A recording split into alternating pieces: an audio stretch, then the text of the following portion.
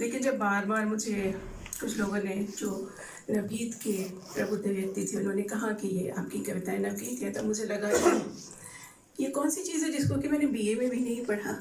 बाद में पता लगा कि नई कविता के साथ में नवगीत को पढ़ाया जाना पाठ्यक्रम में शामिल नहीं किया गया था।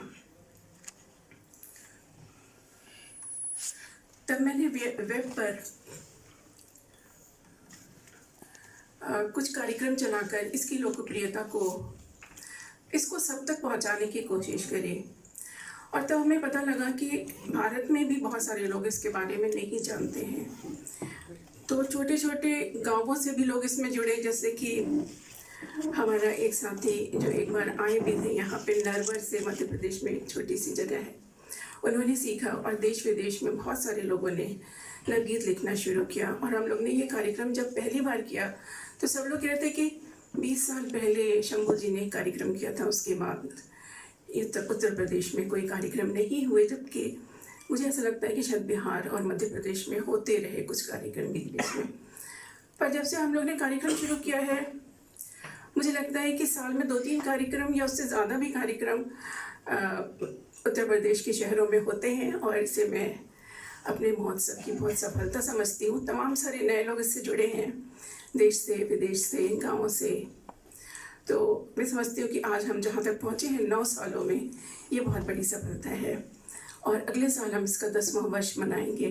तो आप सबसे अनुरोध है कि आप लोग ज़रूर आएँ और एक अच्छे से कार्यक्रम में शामिल हों। बहुत ही खुशी की बात है कि इस बार 5 नवगीतकारों को उत्तर प्रदेश हिंदी संस्थान ने पुरस्कृत किया है। उनके नाम यहाँ लेना ज़रूरी है, क्योंकि एक तो यहाँ उपस्थित भी हैं आदरणीय डॉक्टर राम स्नेहीलाल शर्मा यायावर जी, और हम जिनको लखनऊ में नवगीत की त्रिमूर्ति कहते हैं, आदरणीय मधुकर अष्टाना जी, आदरणीय श्याम श्रीवास्तव जी और आदरणीय निर्मल जी, वो दोनों लोग भी आते होंगे अपने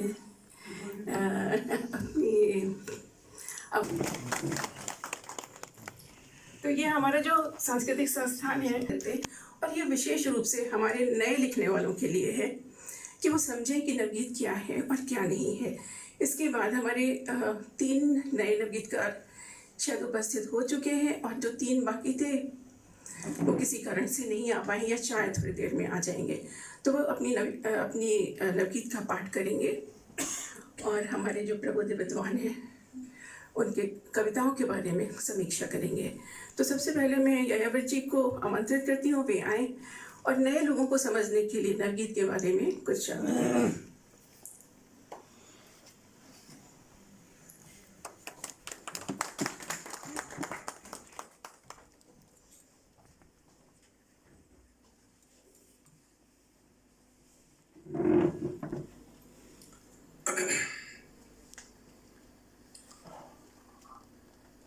आदरणीय बंधुओं और बांधवियों,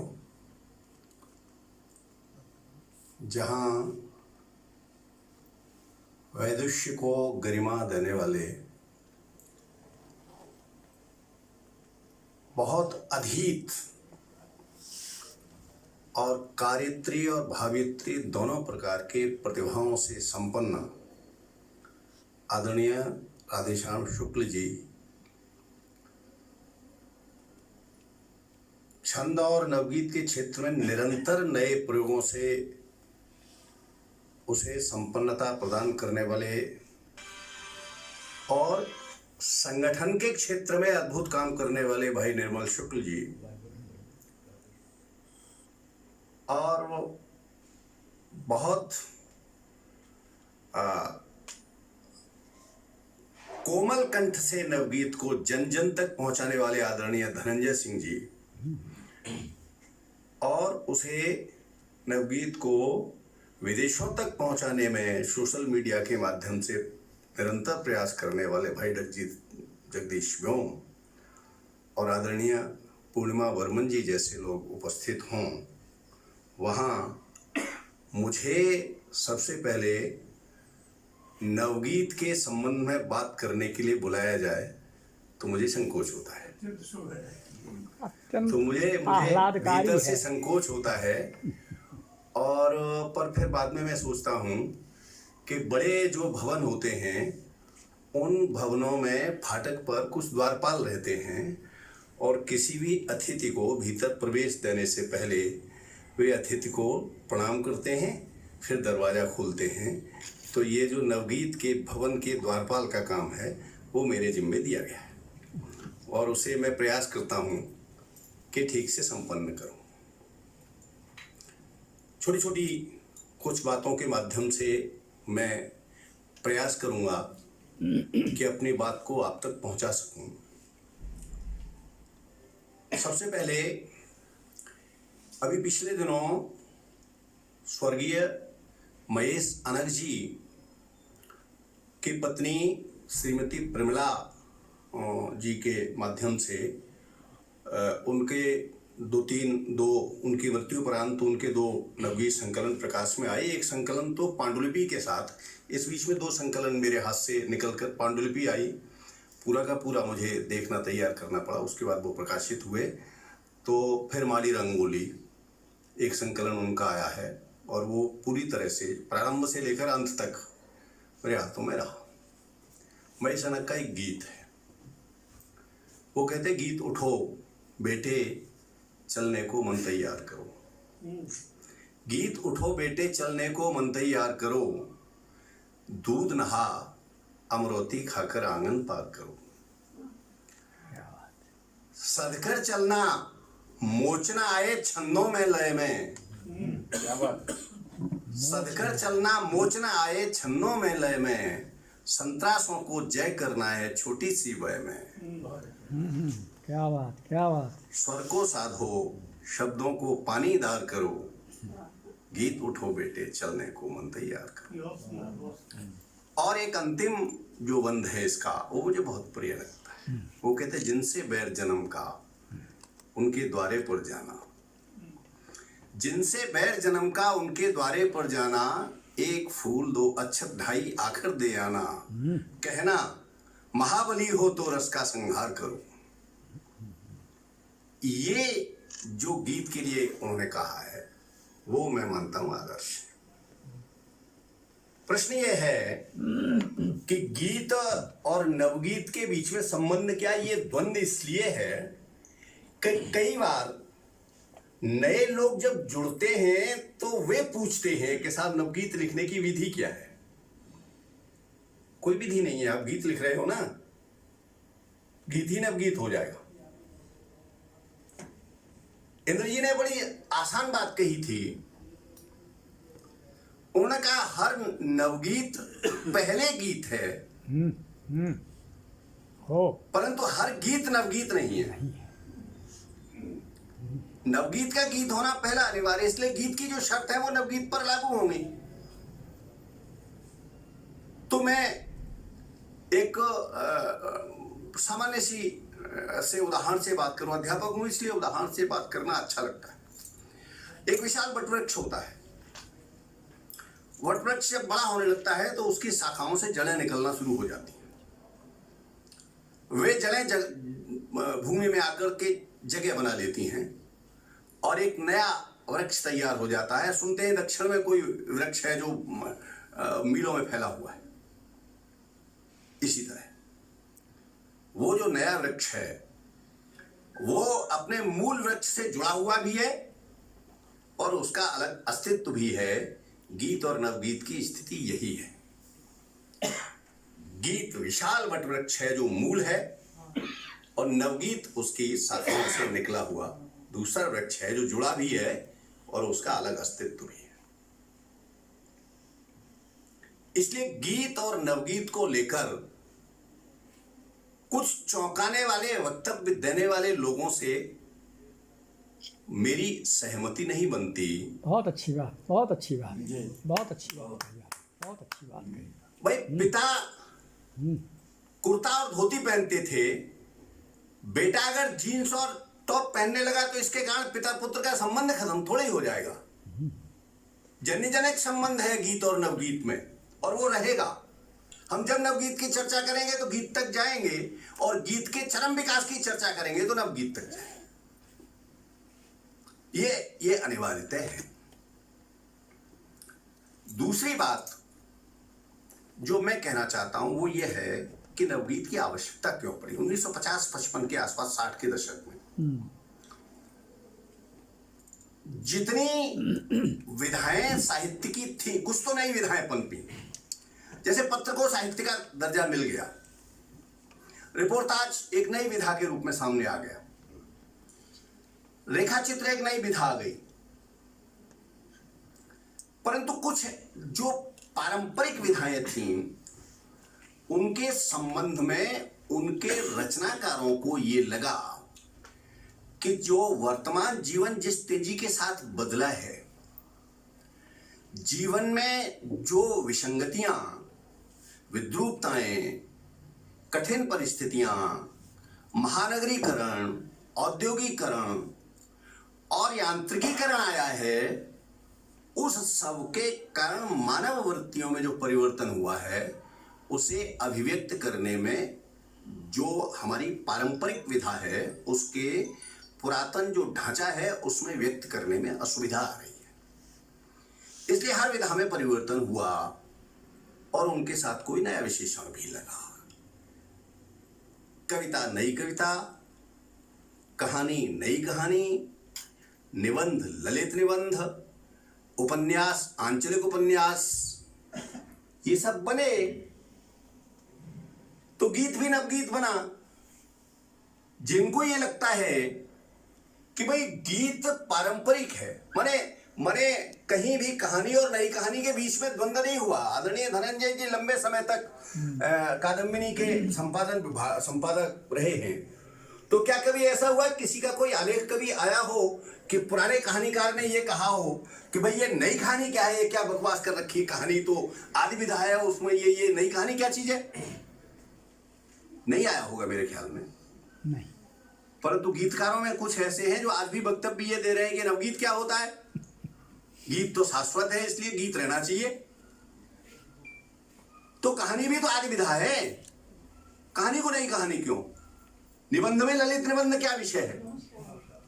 उपन्यास तो क्या उपन्यास को आंचलिक उपन्यास पहली बार 1955 में अपने वेला आंचल में हरीश्वरनाथ रेणु ने कहा, लेकिन उससे लगभग 20-22 साल पहले शिवपूजन साय ने देहाती दुनिया लिखा था। पहला आंचलिक उपन्यास तो देहाती दुनिया है। जितने आंचलिक उपन्यास के लक्षण है वो देहाती दुनिया में है। तो गीत का जो नया स्वरूप है वो नवगीत है, और इसलिए नवगीत गीत से भिन्न नहीं है, परंतु गीत का नवाचार है। ये नवाचार क्या है वो थोड़ा सा बहुत आराम से, हम जब भी बहुत आसान दो काम उन्होंने कहा साहब छंद होना चाहिए, मैंने छंद लिख दिया। उन्होंने कहा भाव होना चाहिए, मैंने भाव लिख दिया। उन्होंने जितने तत्व बताए विद्यार्थियों के मन मस्तिष्क में जो उपजा वो उन्होंने बता दिया, मैंने लिख दिया। और लिखने के बाद उनसे कहा बेटा इनमें से एक भी तत्व जिसमें न हो वो नहीं कविता है। इसका विरोध हो। भाव के स्थान पर विचार, भाषा ऐसी जो आपकी समझ में कई बार समझ की परीक्षा लेती है। वो मैं 40 साल अध्यापन करने के बाद कई बार कविता में पढ़ाई पर कई बार बिंब मेरी समझ में नहीं आता, तो विद्यार्थियों को क्या समझाता, कठिनाई होती है। ऐसे जटिल और उलझे हुए बिंब कि आप उसमें से अर्थ को खींच नहीं पाएंगे, निकाल नहीं पाएंगे, दोहन नहीं कर सकते अर्थ का। ये कठिनाई है। अब हम आते गीत पर, तो उन्होंने नवगीत, नए गीतकारों ने, नए कवियों ने एक काम और किया। उन्होंने कवि सम्मेलन के मंच पर जो लोकप्रिय गीतकार गीत पढ़ रहे थे, यहां ये स्पष्ट करूं कि गीत वो लोकप्रिय कविता और श्रेष्ठ कविता दोनों एक नहीं होती।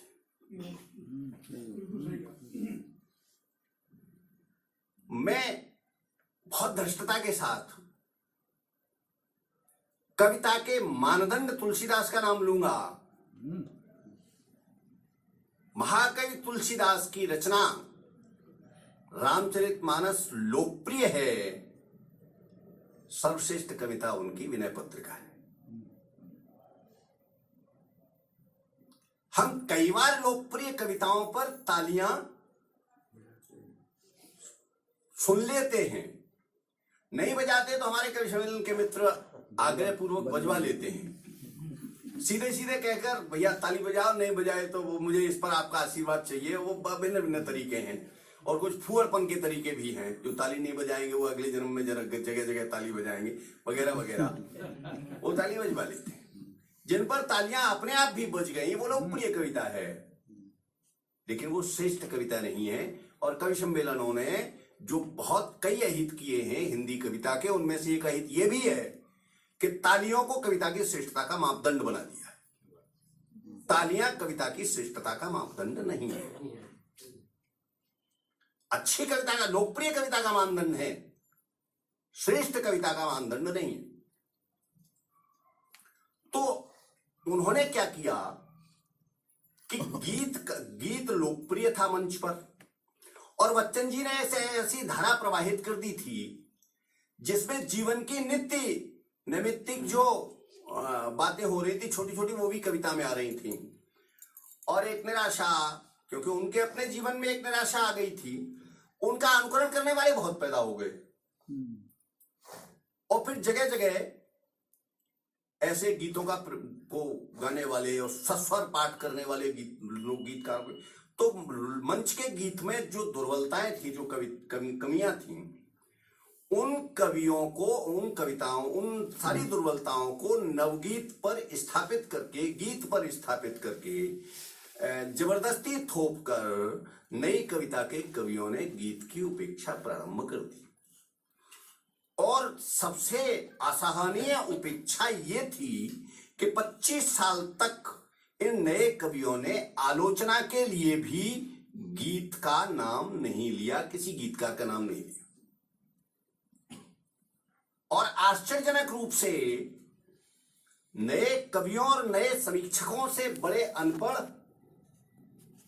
और दृढ़ दोनों मुझे नहीं मिले साहित्य जगत में।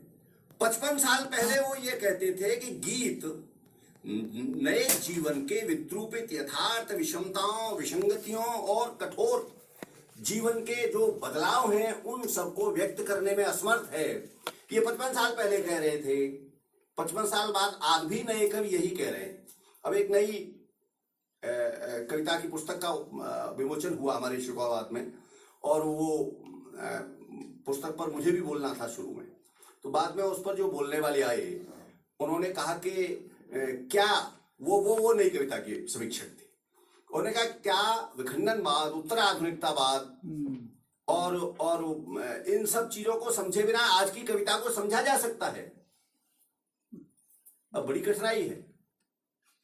पहले मैं वाल्मीकि को ना पढ़ूं, व्यास को ना पढ़ूं,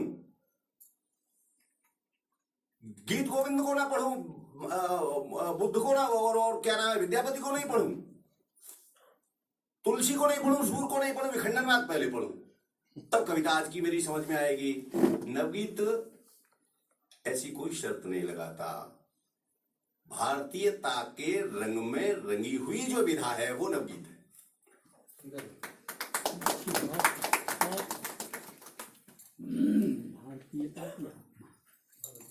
जो कुछ व्यक्त हो रहा है वो इतनी सहजता से व्यक्त हो रहा है। अब मैंने जरा छेड़ दिया इसे, इसलिए आप ठीक करें।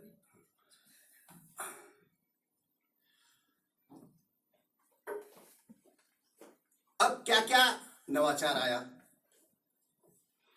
यथार्थ की इस अभिव्यक्ति का उत्तर नवगीतकारों ने दिया। वो जो ये कहते थे कि यथार्थ की अभिव्यक्ति नहीं हो सकती, मैं उनसे केवल एक सवाल, कभी कभी कोई अगर कहता है तो उससे कहता हूं किस गीत संकलन को पढ़ने के बाद ये कह रहे हो, तुम 55 साल पहले ये बात कह रहे थे, आज 55 साल बाद भी या कह रहे हो। इस बीच में तुमने कुछ संकलन जरूर पढ़े होंगे नए प्रकाशित। उनमें से कौन कौन सा संकलन तुमने पढ़ा है? वे घनघोर अनपढ़ हैं, उन्होंने कुछ नहीं पढ़ा, बिना पढ़े आलोचना करते। और जो वक्तव्य धर्मवीर भारती ने उस समय दिया था 70-75 के आसपास, वो वक्तव्य आज दे रहे हैं।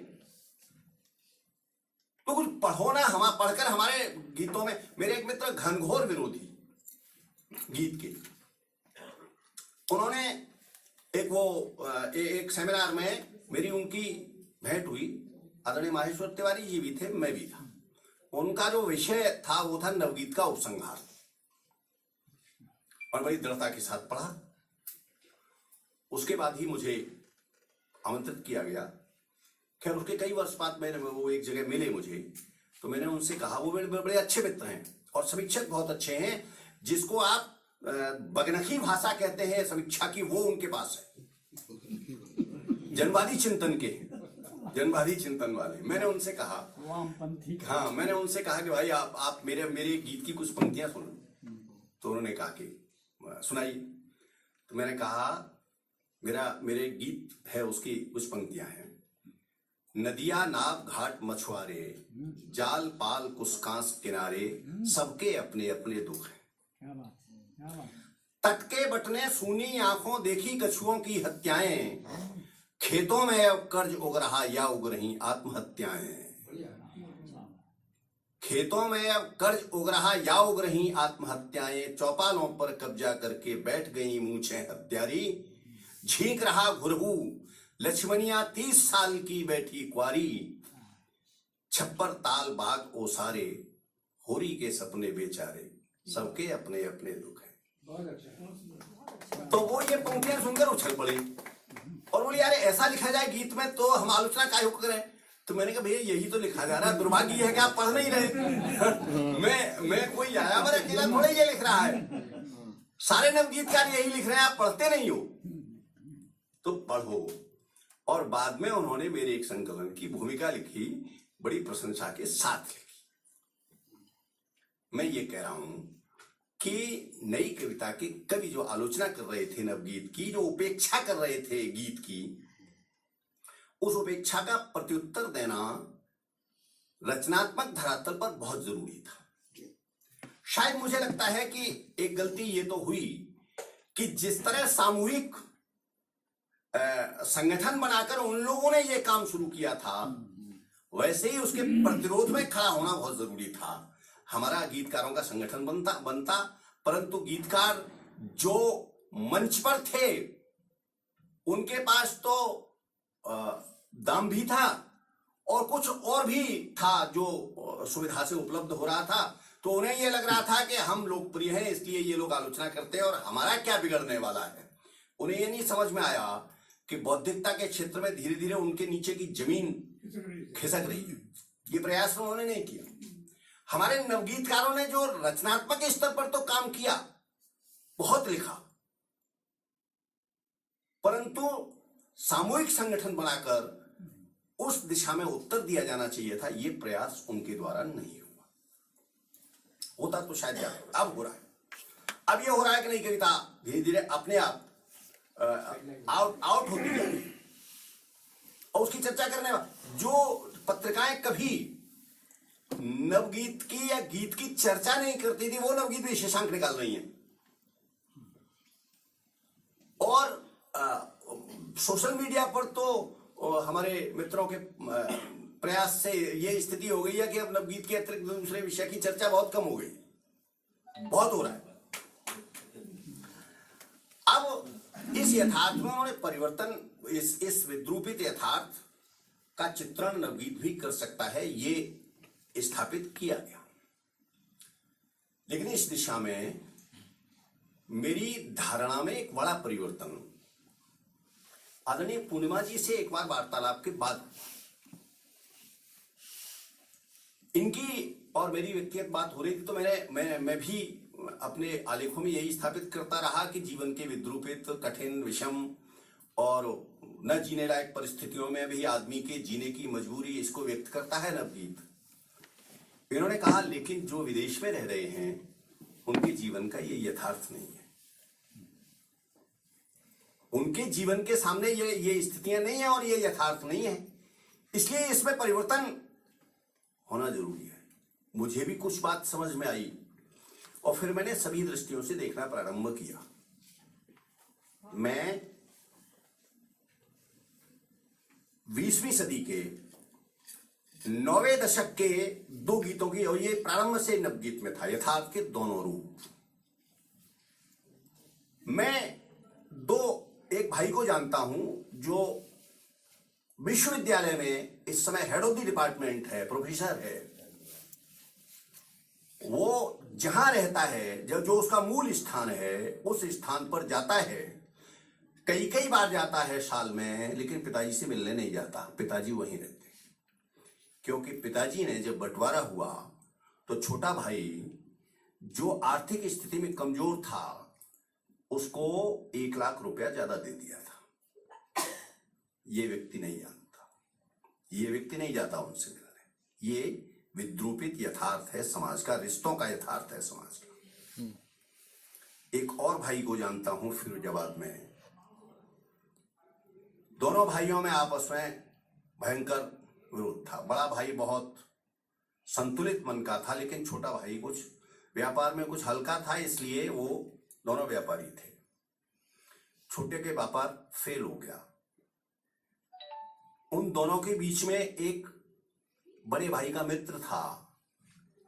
बड़ा भाई छोटे के पास गया, उसने उसको 20 लाख रुपए दिए और उससे कहा चुपचाप कि छोटे भाई को बुलाकर उसको 20 लाख रुपया दे देना, तुम कहना कि मैंने दिए हैं, और इससे वो व्यवसाय फिर प्रारंभ करे, मेरा नाम मान लेना। और उस मित्र ने वो रुपए दे दिए और उस छोटे भाई का व्यापार चमक गया। मैंने वो भाई भी देखा। ये दोनों भाई यथार्थ है ना। हम अकेले उस 1 लाख रुपए के कारण पिता से न मिलने वाला विद्रूपित और दुष्ट भाई को ही क्यों यथार्थ मान रहे हैं? ये जिसने 20 लाख रुपए दिए वो भी तो जीवन का यथार्थ है। इसलिए मैंने परिवर्तन किया, विद्रूपित यथार्थ नहीं, नवगीत में यथार्थ आना चाहिए। मैं 2 चित्र आपको बताता हूं 1990 की। देवेंद्र शर्मा इंद्र का एक गीत है, उसी कालखंड का, 1992 में उनका संकलन छपा, अनंतिमा गीत है।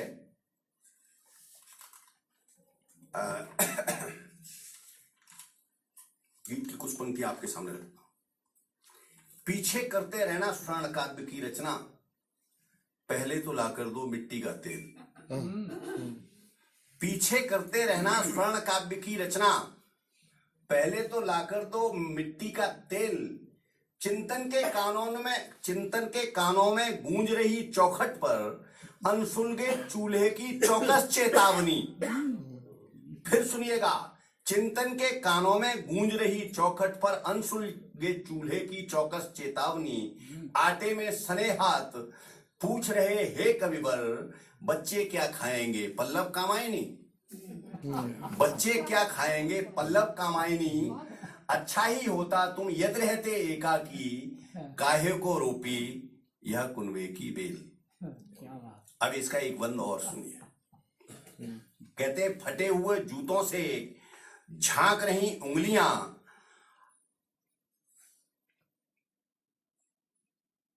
आवारा सड़कों से मिला रही आंखें, सांपिन सी महंगाई मार रही कुंडलियां, दंसित हर इच्छा जो चंदन की शाखें, मध्यम वर्गीय आय के बेहिसाब पर्दे, भीतर तक हिला गई खर्च की गुलेल।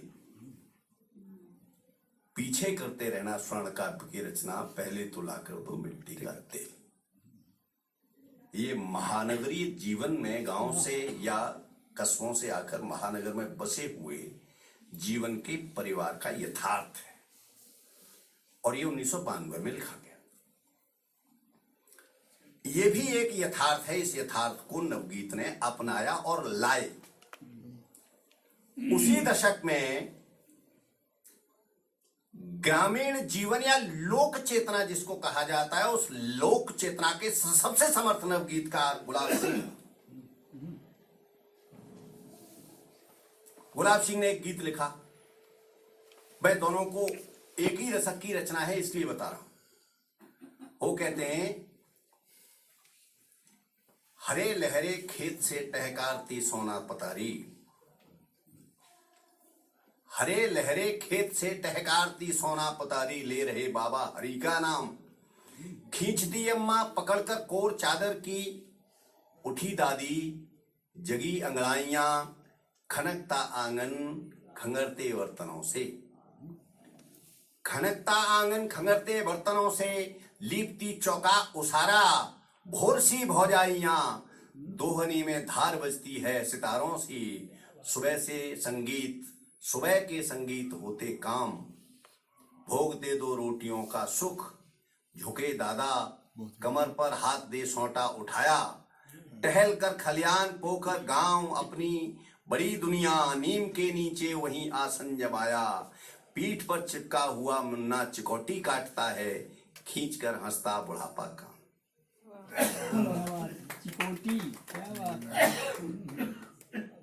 ये गांव का परिवार है, सम्मिलित परिवार है। ये परिवार नहीं है, ये भारतीय संस्कृति का प्रतिबिंब है। वो परिवार है जिसमें सम्मिलित रह रहे हैं, भौजाइयां एक नहीं है, भौजाइयां हैं, और कैसी पवित्र हैं, भोर सी भौजाई, उतनी ही ऊर्जावान, उतनी ही सहज, उतनी ही आनंददायक, बुजुर्ग हैं, बहुत महत्वाकांक्षाएं नहीं है, और दो रोटियों का सुख पर्याप्त है, मिल रही है दो रोटियां, बस बहुत है। और तीसरी पीढ़ी पीठ पर लगी हुई है, जो शरारत में चिकोटी काटती है, और बाबा कान खींचकर हंसते हैं। ये परिवार का दूसरा चित्र है, और ये यथार्थ के ही दोनों चेहरे हैं। और ये 1990 का जो शतक है, वो दशक है 81 से 90 के बीच का, उसके गीत हैं दोनों। इसलिए मेरा कहना, दोनों यथार्थ है। यथार्थ वो भी था, यथार्थ ये भी था। इसलिए मेरी स्थापना है कि यथार्थ होना चाहिए। जो नवगीतकार नए हैं, वो जो लिखें, वो यथार्थ लिखें, नकली यथार्थ न लिखें। अब एक और उदाहरण दूंगा यथार्थ संवेदना के लिए। प्रणय प्रारंभ में ऐसा समझा गया कि नवगीत में प्रणय की संवेदना को वर्जित माना जाए, प्रकृति को भी वर्जित किया, क्योंकि प्रकृति और संवेदना, वो प्रणय, दोनों कोमल संवेदनाएं थी, और मुख्य रूप से मंच पर यही थी। या तो प्रकृति आ रही थी, और प्रकृति में भी गांव आ रहा था, और आहा गांव में जीवन भी क्या है, उसी संवेदना के साथ गांव आ रहा था, और या फिर प्रणय आ रहा था, और प्रणय में वही छायावादोत्तर काल की संवेदनाएं थी। छायावादोत्तर काल में गीत को बदलने की चेष्टा हो रही थी। छायावादी काल में ही यह महसूस किया जाने लगा था कि गीत को बदलने की आवश्यकता है, और छायावादोत्तर काल में ये प्रयोग हो रहे थे। लोग ये नहीं समझ पा रहे थे कि गीत में बदलाव क्या लाना है। कथ्य के क्षेत्र में, शिल्प के क्षेत्र में एक विलक्षण प्रयोग है नलिन शर्मा का। मेरे नजर में पड़ा, नवगीत कोश पर जब काम कर रहा था उस समय वो दृष्टि में आया। वो कितना, वो नलिन शर्मा का गीत है, वो कितना सुंदर सपना हो। इस गीत में न तो मुखड़ा है, और न प्रारंभ से अंत तक किसी पंक्ति में अंत्यानुप्रास न तुक मिलती है, लेकिन लय है पूरे गीत में। तो लग रहा था कि परिवर्तन की जरूरत तो है, पर कहां कहां, किस किस दिशा में, कैसे कैसे परिवर्तन हो, ये पल्ले नहीं पड़ रहा था। तो ये नवगीत जब प्रारंभ हुआ तो यथार्थ का स्वरूप प्रारंभ हुआ। अधिकांशतः वही जटिल यथार्थ था, परंतु यथार्थ का जो सकारात्मक रूप है, जो अच्छा संदेश देने वाला स्वरूप है, वह भी प्रस्तुत हो रहा था। अब प्रणय के संबंध में, प्रणय वर्जित था, लेकिन अब आ रहा है। आदरणीय मधुकर अस्थाना जी आ गए। उनके कई मेरा सौभाग्य आप सामने है। आपका एक गीत जो है पढ़ने के बाद मैंने धृष्टता की थी, उनसे ये प्रश्न पूछा कि आदरणीय भाभी जी हैं, क्योंकि वो पत्नी के चले जाने के बाद व्यक्ति की संवेदना पर वो गीत था। आपने कहा नहीं है, और फिर बाद में इन्होंने ये बताया कि वो उन्होंने श्री रामदेव लाल विभोर की संवेदना पर वो गीत लिखा था, उनको ये कष्ट हुआ था। मैं ये कह रहा हूं कि हमारे दलित साहित्यकार कभी कभी ये कहते हैं कि भाई जो दलित है वो जो लिखेगा वही दलित साहित्य होगा। तो परकाया प्रवेश का जो गुण है सहज रूप से वो केवल कवि के पास है। भैया जातिकरण राजनीति की तरह से साहित्य में मत करो। जातिवाद वही बहुत है, साहित्य को साहित्य रहने दो। अज्ञे जी ने शेखर एक जीवनी में एक बड़े विलक्षण प्रसंग का उल्लेख किया है। उन्होंने लिखा, मैंने एक कविता लिखी द्वितीया, आपकी जो संवेदना है उससे थोड़ी आगे की है, वो द्वितीय कविता लिखी।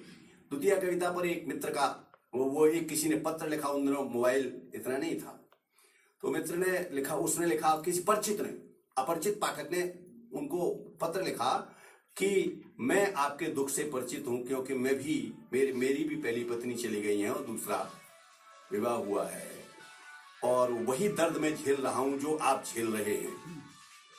अज्ञे ने कहा,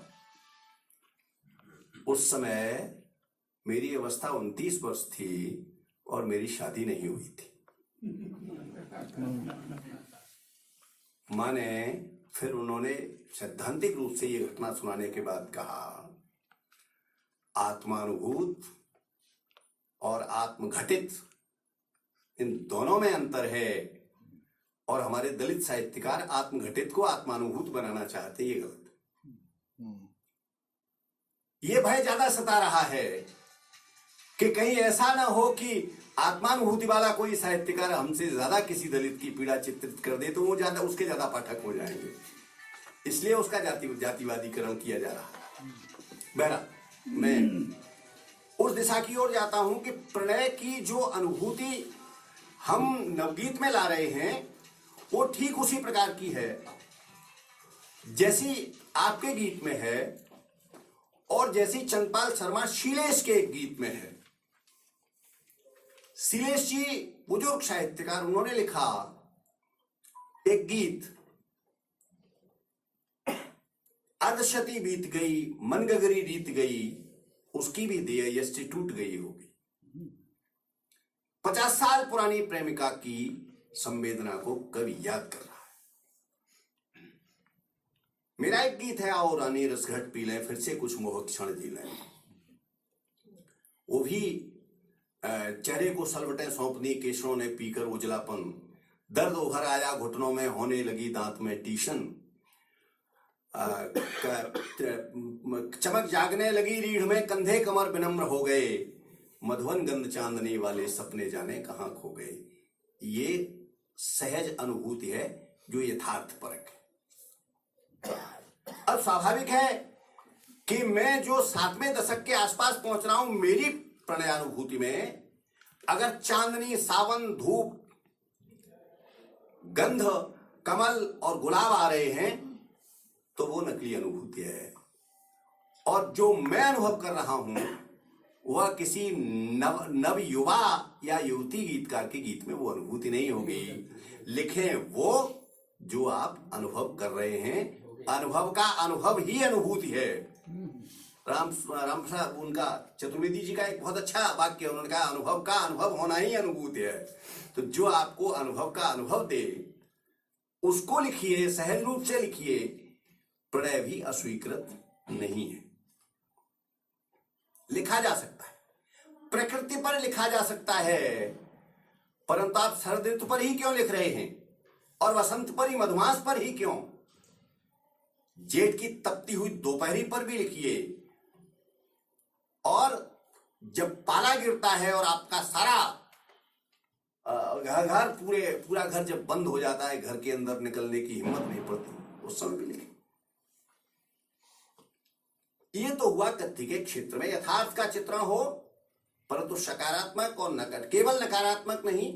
21वीं सदी में यह परिवर्तन होना प्रारंभ हुआ है कि अब परिवार का चित्रण होने लगा है, रिश्तों में स्वार्थपरता आ गई है। ये नवगीत का प्रारंभिक स्वर था, रिश्तों में बड़ा माधुर्य है, ये 21वीं सदी के नवगीत का स्वर है और आ रहा है। पत्नी पर गीत लिख रहे हैं लोग, बहन पर गीत लिख रहे हैं, माँ पर लिख रहे हैं और बड़ी संवेदना के साथ लिख रहे हैं। मैंने कहा ना कि ये जो एक 2-3 संकलन इस बीच मेरे पांडुलिपि के साथ हाथ से निकले।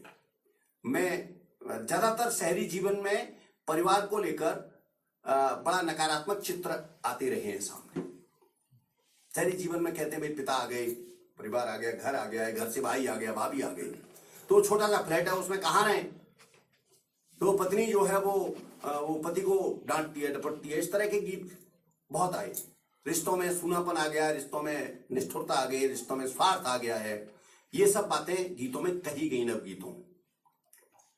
लेकिन अभी एक नया संकलन 2018 में आया, आंगन में कल्पवृक्ष। रचनाकार हैं ऋषि कुमार मिश्र। ऋषि कुमार मिश्र क्या लिखते हैं? माँ बाबूजी आज गांव से शहर पधारे हैं, ऐसा लगता जागे पुण्य हमारे हैं। क्या बात, क्या बात। गांवों खेतों की चर्चा में पूरा दिन बीता, तुलसी की चौपाई जागी बोल उठी गीता। और फिर आगे कहते हैं कि वो माने जानबूझकर बाबूजी बाजी खेल रहे हैं बच्चों के साथ और जानबूझकर बाबूजी फिर बाजी हारे हैं। और शहरी जो लड़की है वो बहू जैसी दिख रही है और वो बट सावित्री का व्रत कैसे करेंगे ये अम्मा से सीख रही है। ये पूरे गीत का चित्र है। ये यथार्थ है, ये भी यथार्थ है। और अब ये चित्र भी नवगीत में उकेरे जाने लगे हैं, बड़ी सामर्थ्य के साथ उकेरे जा रहे हैं। अब जरा शिल्प की ओर आते हैं। शिल्प में क्या नवाचार आया? भाषा सीधे सीधे मैं फिर महेश ननक का एक उदाहरण दूंगा। हम लोग गीत में सीधे सीधे बात करते हैं। बहुत गर्मी है, धधकता मौसम, बाहर किस तरह निकलें, इस तरह की बात गीत में रहती है। परंतु अभी उनका महेश ननक का एक गीत इस नए संकलन में था। उन्होंने कहा, आते हैं बारूद मुखी दो पाए हड़काना, आते हैं बारूद मुखी दो पाए हड़काना, लाना रे वृंदावन मेरी वंशी तो लाना। यहां हिंसा को जीवन का सत्य मान लेने वाले या हिंसा को फैलाने का दुर्दांत रूप से प्रयास करने वाले जो राजनीतिज्ञ हैं, जो लोग हिंसा में विश्वास कर रहे हैं और हिंसा से समाज को बदलना चाहते हैं, उन लोगों के लिए शब्द प्रयोग किया बारूद मुखी दो पाए। हम चौपाया पशु को कहते हैं और जब दोपाया कहा तो पशु का भी आधा पशु हो गया मनुष्य, क्योंकि उसके पहले जो विशेषण लगा है वो महत्वपूर्ण है, बारूद मुखी। ये नया शब्द है, ये नया शब्द है बारूद मुखी दो पाए। हड़काना बिल्कुल जीवन में प्रयोग होने वाला शब्द है। अब यहां सिर्फ इस उद्धरण से आप भाषा को समझ लीजिए, भाषा नवगीत की क्या होती है। नई भाषा की तलाश करिए और जो बोली जा रही है उसी भाषा में से नई भाषा निकालिए, नए अर्थों की अभिव्यक्ति देने वाली। दूसरी बात, नए शब्द लाना। बारूदमुखी नया शब्द है। और जो पुराने शब्द हैं उनमें नया अर्थ भरना, ये कवि का काम। अब आप इसको समझिए कैसे नया अर्थ भरा जाएगा। अगर कवि के शब्द वही बोलते हैं जो शब्दकोश बोल रहा है, शब्दकोश में शब्द का जो अर्थ दिया हुआ है वही अर्थ आपकी कविता में प्रयुक्त शब्द दे रहा है, तो फिर आप कविता लिखना छोड़ दीजिए। कविता का काम है कि शब्दकोश में जो अर्थ दिया है उस अर्थ से बहुत आगे के किसी अर्थ की अभिव्यंजना आपके शब्दों से हो। इसलिए कई बार लोगों को बहुत जल्दी होती है क्वांटिटी में लिखने की, और जब क्वांटिटी में लिखा जाता है माने मात्रा बहुत बढ़ाई जाती है, परिमाण बढ़ाया जाता है, एक दिन में 5 गीत तो हो ही जाए, तो निश्चित रूप से फिर वो भाषा का वो स्तर। शिशुपाल सिंह शिशु कवि सम्मेलन मंच के बड़े प्रतिष्ठित कवि थे। ये हमेशा ये कहते थे 1000 पृष्ठ पढ़ो, 100 दिन चिंतन करो, तब एक कविता का बंद लिखो। स्वाध्याय कितना है हमारा, और हम शब्दों को कहां लेकर जा रहे हैं, शब्दों को उनके अर्थ से आगे ले जा पा रहे हैं कि नहीं। जिसे पारंपरिक उसमें पारंपरिक काव्य शास्त्र में जिसे लक्षण और व्यंजना कहा जाता है, वहां शब्दों को ले जाना, उस अर्थ की अभिव्यंजना करना बहुत आवश्यक है। और वो अर्थ अगर अभिव्यक्त नहीं करने का सामर्थ्य है तो भाषा उसके अनुकूल नहीं है। मैंने एक छोटे से उदाहरण से भाषा की बात को स्पष्ट किया। ऐसे शब्द प्रयोग मुझे अच्छा लगता है। कुछ हमारे बिल्कुल नए जो रचनाकार हैं, युवा, वे शब्द प्रयोग कर रहे हैं। ये हमारे और हमारे जैसे या मेरे से बड़े और मेरे से आगे आयु की दृष्टि से रहने वाले गुणवान नवगीतकार हैं, उनके लिए आश्वस्ति का विषय है कि उनकी पीढ़ी, उनका जो नवगीत का जो कारवां है वो आगे जा रहा है। नए लड़के बहुत अच्छा लिख रहे हैं और भाषा की दृष्टि से भी उसको संपन्न बना रहे हैं। शिल्प में एक तत्व और, अलंकारों में हम जो शाब्दिक अलंकार हैं उनके प्रयोग की ओर ज्यादा चिंता नवगीत में नहीं करते। बहुत कम मिलेंगे, उदाहरण ढूंढेंगे तो बहुत कम मिलेंगे। परंतु अर्थालंकारों में भी जो विरोध मूलक अलंकार हैं, समता मूलक अलंकार है, उपमा, रूपक, उत्प्रेक्षा, प्रतीप इत्यादि, परंतु जो विरोध मूलक अलंकार हैं, असंगति, विभावना, इन अलंकारों का प्रयोग नवगीत में बहुत है, विशेष रूप से किया जा रहा है। और वह किया जाना चाहिए। जब तक आप विरोधाभास, असंगति और विभावना जैसे अलंकारों का प्रयोग नहीं सीखेंगे तब तक नवगीत का जो सामर्थ्य है वो बढ़ेगा नहीं। भाषा को तोड़ना मरोड़ना नहीं, उसमें सामर्थ्य पैदा करना। तीसरा जो क्षेत्र है, क्योंकि मुझे लग रहा है कि काफी समय होता जा रहा है, तीसरा जो क्षेत्र है वो छंद का है। छंद को लेकर बड़ी भारी कुछ उलझने हैं, कुछ उलझने पैदा की गई। एक तो कठिनाई ये हुई कि नई कविता क्योंकि अर्थखंड में लिखी जा रही थी। हमारे यहाँ कविता को, गीत को लय खंड में लिखने की परंपरा है। एक लय खंड हमारे, जहां लय समाप्त होती है वहां पूरी पंक्ति होगी। नई कविता में क्योंकि लय का तो कोई प्रश्न नहीं था, इसलिए वो अर्थखंड में लिखी जाती थी। जहां एक अर्थ पूरा हुआ वहां अर्थखंड हो गया। नई कविता अर्थखंड में लिखी जा रही थी, इसलिए नवगीतकारों ने भी अर्थखंड में ही नवगीत को लिखना प्रारंभ किया। इसलिए ये भ्रम बहुत लोगों में पैदा हुआ, जो लयखंड में गीत को पढ़ने के अभ्यस्त थे उनमें यह भ्रम पैदा हुआ कि नवगीत में छंद नहीं है, और कई नवगीतकारों ने भी यह भ्रम पैदा किया। बसंत सोम जी ने कहा कि नवगीत में पंक्तियां छोटी बड़ी हो सकती हैं, और जैसे गीत में नर्तकी नाचती है और छोटे बड़े व्रत लेकर के घूम करके फिर सम पर आ जाती है, वैसे नवगीत में पंक्तियां छोटी बड़ी हो सकती हैं। और उन्होंने ऐसे गीत लिखे भी प्रारंभ में। कुछ और हमारे जो मित्र हैं ऐसे वक्तव्य देते रहते हैं कि भाई लय होनी चाहिए केवल, या अनुप्रास में हम तो जैसे गुलाब सिंह का गीत मैंने आपको सुनाया, तो वहां अनुप्रास में, अंत्यानुप्रास में या लय उसमें तुकांत में थोड़ी छूट ली गई है। तुकांत क्या है? काम, पहला होते काम और फिर है तुकांत कान,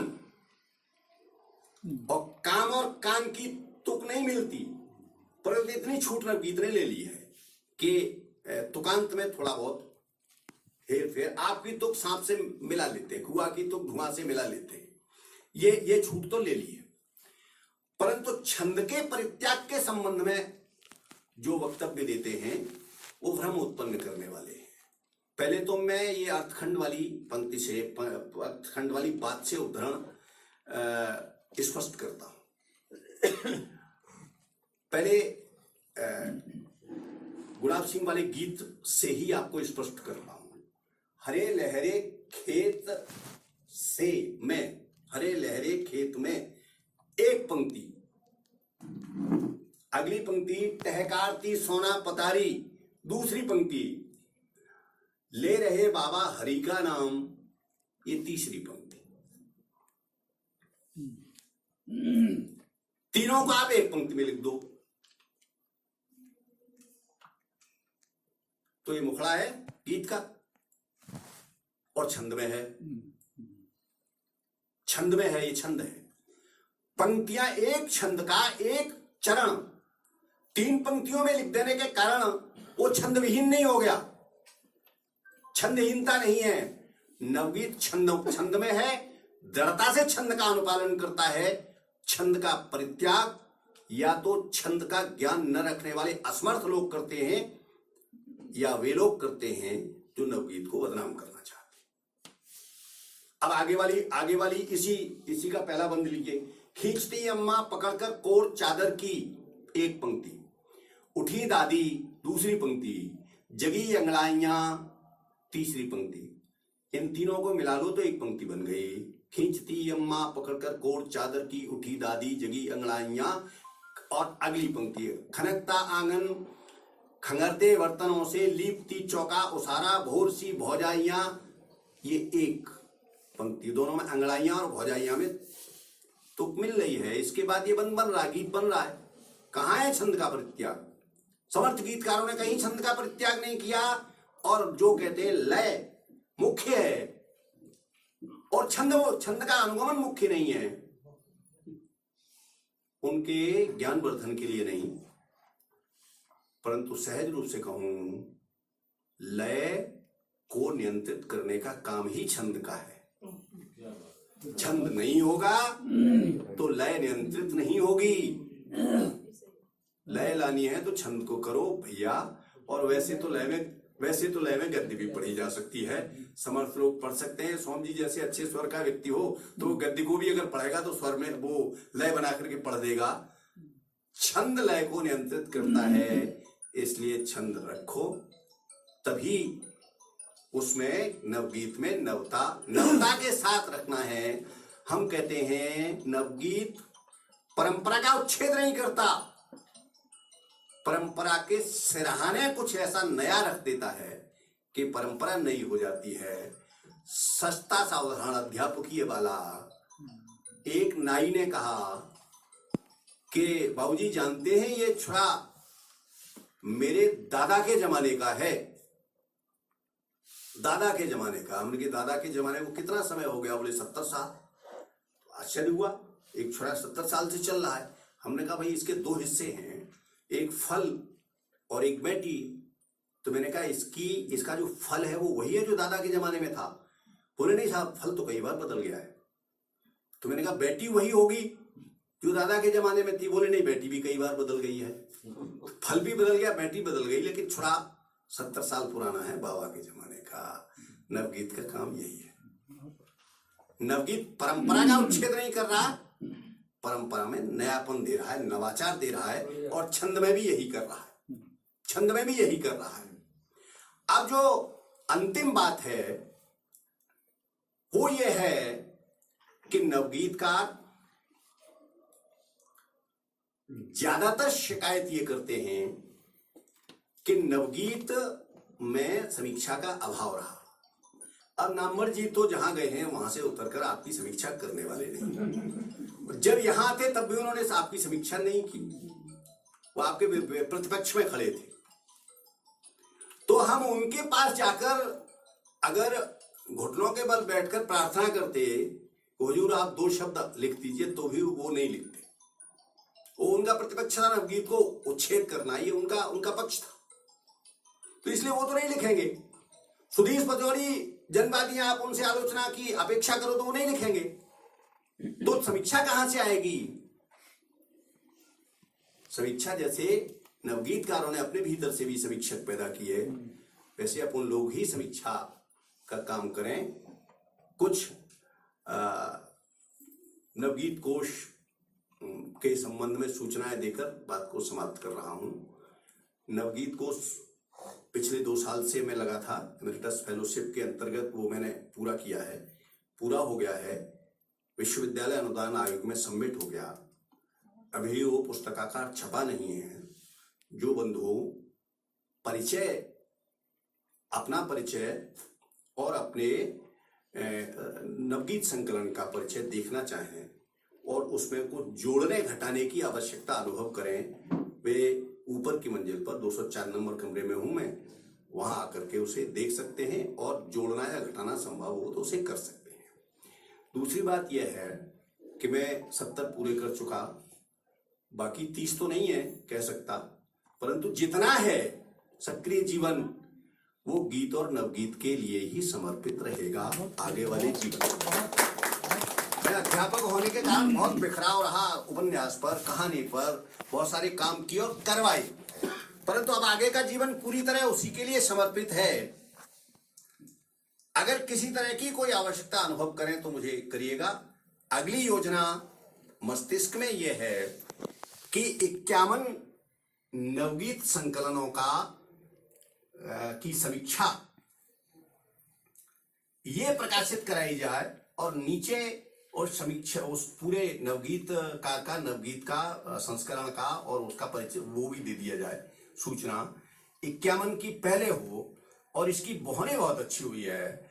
आदरणीय मधुकर अस्थाना जी ने देवेंद्र शर्मा इंद्र के गीत पर समीक्षा लिखने की स्वीकृति मुझे दे दी है, इसलिए मेरे लिए ये बड़ा सौभाग्य है। और वैसे भी मैं ब्राह्मण हूं तो ज्योतिष के हिसाब से जो सिंह राशि है वो मेरे लिए बड़ी हितकर है। मेरी पत्नी भी सिंह राशि की है, इनका भी नाम माँ पर ही है। माँ पर है, इसलिए इनकी राशि सिंह राशि है। और बाकी जो उसमें योजना यह है कि सबसे पहले दिवंगत नवगीतकारों का एक संकलन लिया जाएगा, वो पहले, और दूसरा जो वो है जो वरिष्ठ नवगीतकार हैं वो दूसरी जो सीढ़ी है वो उनकी होगी, और उनके बाद यदि स्थान बचेगा तो 5 बिल्कुल नए युवा नवगीतकारों का एक संकलन हम लेंगे। स्थान बच गया तो क्रम यही रहेगा, सबसे पहले दिवंगत, फिर वरिष्ठ, फिर अगर स्थान उसमें बचता है तो नए युवा नवगीतकार लिखें। और निरंतर और प्रयास ये रहेगा कि नवगीतकार ही एक दूसरे के संकलन पर किसी पर लिखें। आप लिखेंगे तो ज्यादा सार्थक ढंग से लिखेंगे और वह नवगीत को प्रस्थापित करने में, क्योंकि समीक्षा मजबूत नहीं हुई तो विधा बहुत लंबे समय तक स्थापित रह पाने में कठिन होगा। केवल रचना नहीं, समीक्षा का क्षेत्र भी मजबूत करने की आवश्यकता है। हालांकि एक विद्रूपित यथार्थ ये भी है कि जो छप रहा है उसे हम पढ़ भी नहीं रहे। लगभग 103 समीक्षा के ग्रंथ छप चुके हैं नवगीत पर, तो हमारा पढ़ना नहीं। अभी आलमगीर ने एक काम किया है, उस आजमगढ़ के हैं, एक लड़की जो है वो पार्वती जे गोसाई है, डॉक्टर पार्वती जे गोसाई वहाँ गुजरात में, और सरदार पटेल वल्लभ विद्यानगर में हिंदी की प्रोफेसर है, उसने नवगीत पर काम किया है, उसकी पुस्तक आ गई है। बहुत लोग लिख रहे हैं, नए भी लिख रहे हैं, परंतु उस सबको समेकित करना और फिर से समीक्षा के क्षेत्र को बहुत मजबूत करना, चर्चा में आना, वो बहुत जरूरी है। आप लोगों ने बड़े धैर्य से सुना और मुझे अपने द्वारपाल होने का कर्तव्य निभाने में पूरी सहायता दी। इसके लिए आप सबका बहुत बहुत साधुवाद। सशक्त सशक्त सशक्त। बहुत बढ़िया। बहुत बहुत धन्यवाद यायावर जी।